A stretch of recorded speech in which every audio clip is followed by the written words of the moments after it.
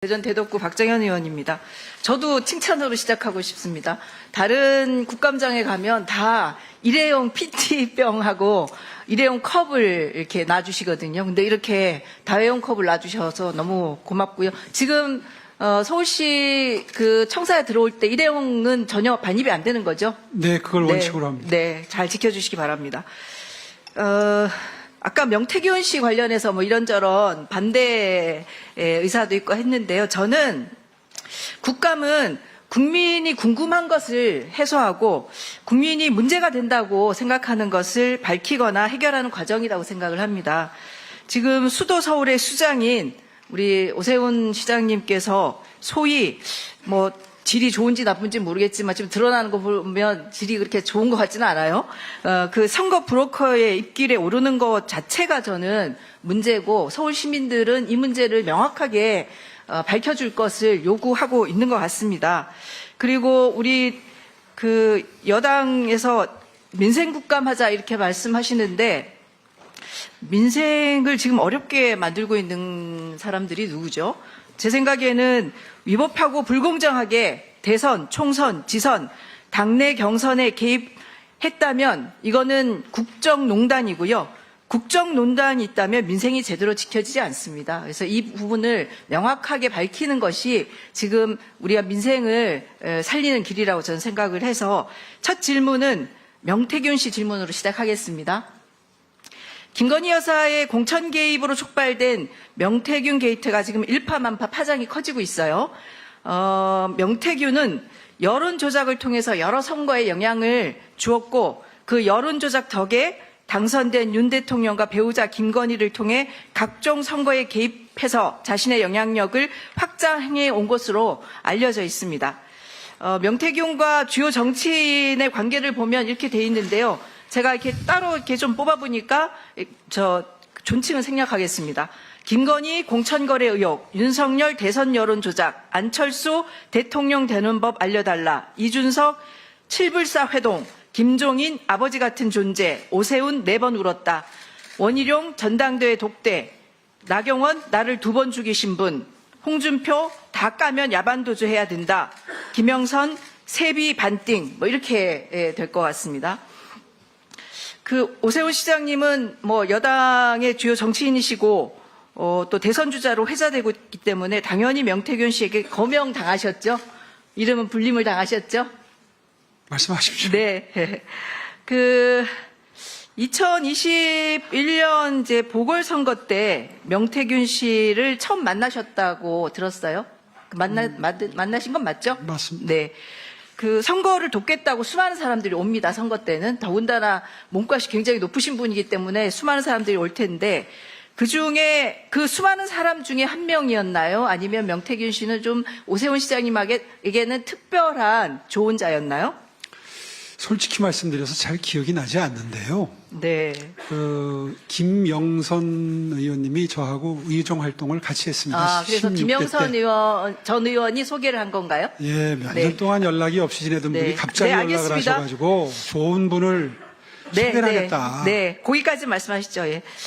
여기 PPT 띄워줘 보시겠어요? 그러니까 명태균 씨가 이렇게 얘기합니다. 내가 오세훈 시장을 만나서 한 1000마디가 시장 할래요? 대통령 할래요? 이렇게 물었다고.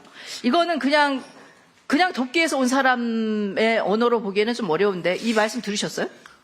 전혀 기억이 안 나고요. 기억이 안 그리고 나셔요? 저게 사리에 맞지 않는 것이 이미 그때가 시장 출마 선언을 했을 때입니다. 그러니까 시장을 저렇게 질문한다는 할 건 건지 대통령을 앞으로 할 건지 이렇게 물은 것 같은데 알겠습니다. 근데 명태균 씨는 김종인 전 국민의힘 비상대책위원장이 오세훈을 서울시장으로 만들어달라고 했고 그래서 본인이 판을 짜고 여론조사도 하고 그래서 내가 오세훈을 시장으로 만들었다 이렇게 주장을 하고 있습니다. 이 주장에 대해서는 아니라고 말씀하시겠죠? 그분이 찾아오기 훨씬 전에 이미 네. 여론조사는 제가 가장 앞서는 여론조사가 나오고 있을 때입니다. 네, 그래도 야권 연대 하셨잖아요. 네. 단일화야 네. 할수록 유리하니까 하겠죠. 네. 근데 오세훈 시장님 15시간 전쯤에 이제 그 페이스북에 글을 올리셨는데 뭐 이런저런 억울함을 말씀을 하셨고 그중에 김종인 비대위원장은 당시 가장 강력한 단일화 불가론자였다. 이런 말씀도 하셨거든요. 정확하게 말씀드리면 단일화 불가론자가 아니라 네. 단일화 불필요론자십니다. 근데 하지 말라고 계속 그러셨어요. 아, 그래요? 근데 여기 언론에 보면 2021년 1월 6일 연합뉴스 TV에 김종인 단일화 반대 안에 다른 생각도 있다. 이렇게 KBS에 출연해서 말씀하신 걸로 나와 있는데 그러면 앞에서는 단일화의 얘기를 하면서 뒤에서는 또 아니라고 말씀하신 건가요? 만날 때마다 단일화 네. 안 해도 이긴다.